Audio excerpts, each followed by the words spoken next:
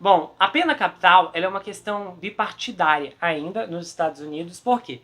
Porque pessoas de ambos os espectros políticos têm divergências e sentimentos opostos, conflitantes ou mesmo identificáveis com indivíduos de outro lado político em relação à pena capital.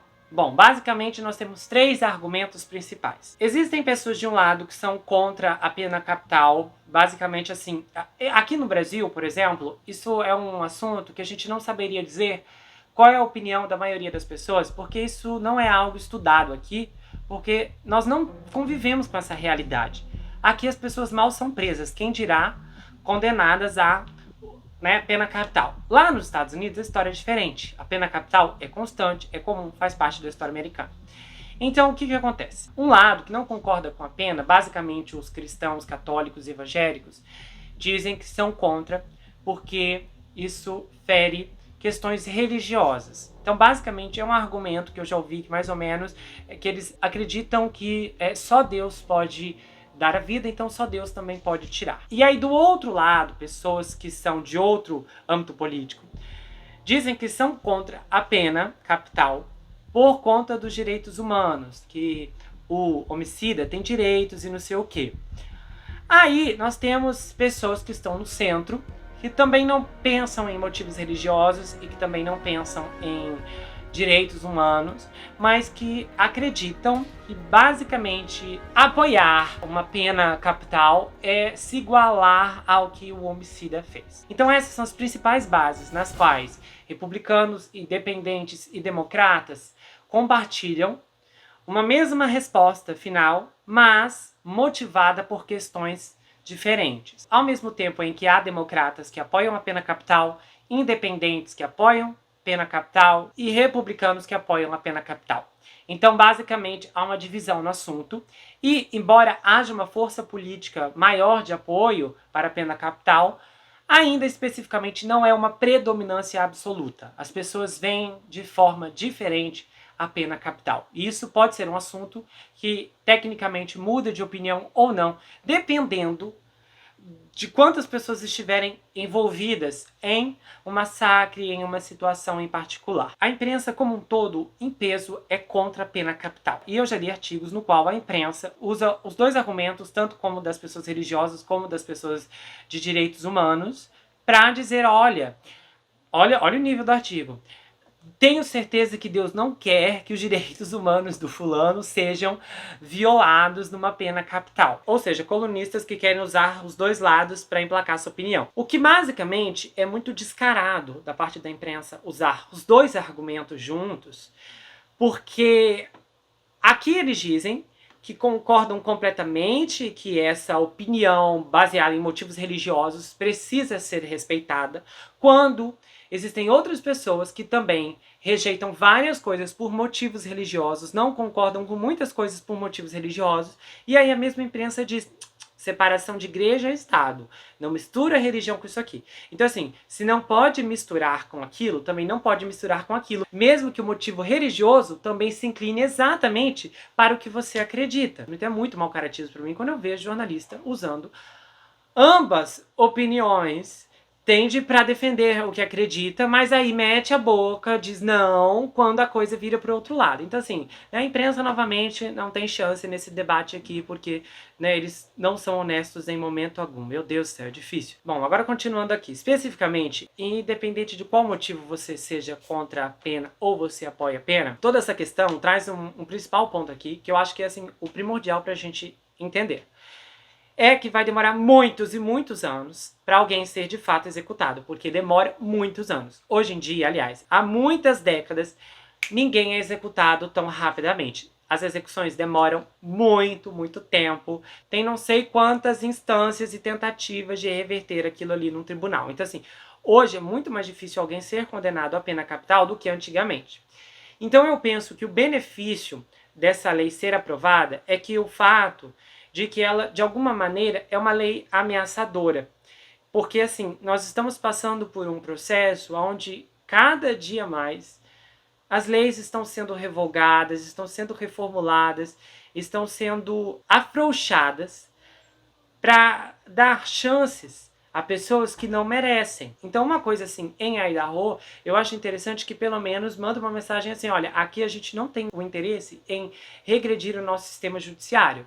Mesmo que basicamente vai demorar muito, talvez centenas de décadas para a gente ver de fato alguém ser executado ali. Porque demora muito mesmo. Sem contar que uma pessoa condenada à pena capital, se na última hora o governador do estado quiser ligar e falar, olha, não executem, vou conceder clemência, misericórdia, o preso tem a chance realmente de continuar respirando por mais um tempo dentro da cadeia. Então, olhando para esse prisma, há realmente esse ponto positivo na lei, porque ela reforça que há uma mensagem para os cidadãos. Não cometa crimes, porque senão você vai pagar muito feio no final. Então, eu acho que, de certa forma, isso ajuda.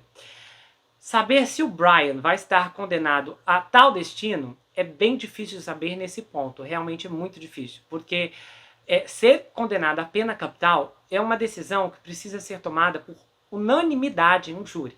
Então, se uma pessoa simplesmente disser, olha, eu não acredito em pena capital, aquela pessoa não vai chegar à pena capital. Ela pode até ser condenada à prisão perpétua, mas de forma alguma vai estar sob essa ameaça de ser executada. Então há muitas barreiras que realmente impedem uma pessoa de chegar a esse ponto nos dias de hoje, até porque eu acho muito difícil você realmente conseguir selecionar um júri de 12, 13, 14 pessoas que têm exatamente a mesma opinião sobre a pena capital. Então eu acho que nesse aspecto não é um motivo para a equipe dos direitos humanos fazer alarde, dizer, ai meu Deus, fim do mundo, velho oeste, porque se você olhar, para a lei ser cumprida de fato, é muito difícil de acontecer. Nem a injeção letal estava acontecendo, então imagine com essa.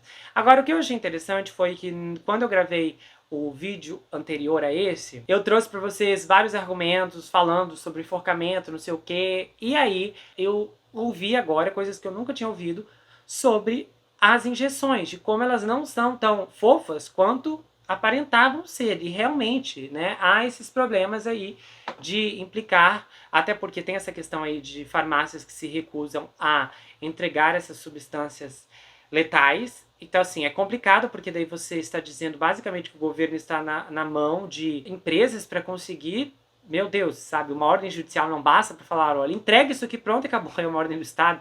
Então, eu não entendo basicamente como chegou nesse ponto. O que me faz acreditar é que o grupo que trouxe a ideia da injeção letal lá na década de 80, que fez acontecer, que conseguiu aprovar e consequentemente se tornar um modelo em todos os estados que ainda aplicam a pena capital, é que o indivíduo já sabia que em algum momento chegaria nesse ponto de haver dificuldade em encontrar essas substâncias letais. É aquele velho truque, a gente não consegue chegar no ponto que queremos, então vamos fazer coisas que vão caminhar nesse ponto, né? Aos pouquinhos a gente vai alargando, até chegar onde queremos. Eu não sei nos Estados Unidos qual é a porcentagem específica de quantas pessoas são contra e quantas apoiam, então eu não sei se está em meio a meio, e também é uma das poucas questões restantes que ainda é bipartidária, que é quando pessoas de diferentes lados políticos concordam com o mesmo conceito. Isso é tão interessante porque tem um caso recente que está acontecendo. A atual Casa Branca nos Estados Unidos, comandada pelo presidente Joe Biden, é contra publicamente a pena capital. Porém,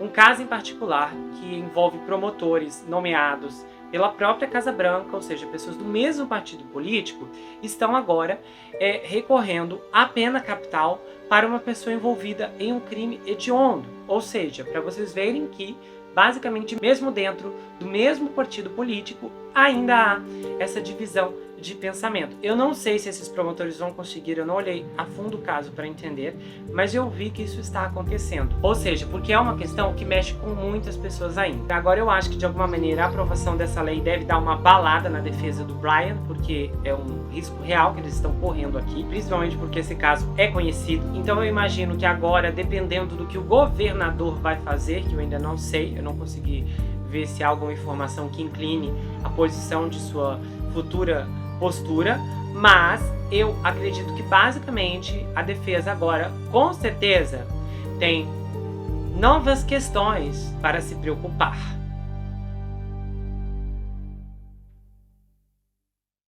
Bom, se você gostou desse vídeo, inscreva-se no canal, ativa o sininho, compartilha, dá o seu like e passe esse vídeo adiante. Se você quiser saber mais sobre mim, adquira meu livro Perfeito Estranho.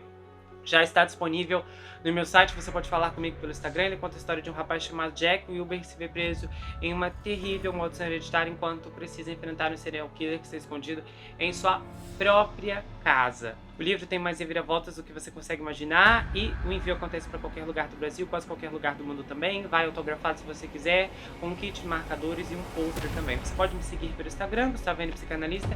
Eu tenho um canal de cortes, onde as análises são recortadas e postadas por lá. E eu também tenho um grupo no Telegram, onde acontecem votações, bastidores e muita coisa exclusiva que vem à tona apenas por lá. A gente se vê no próximo caso e não esqueça que aqui você sempre vai ter um amigo. Até mais, pessoal!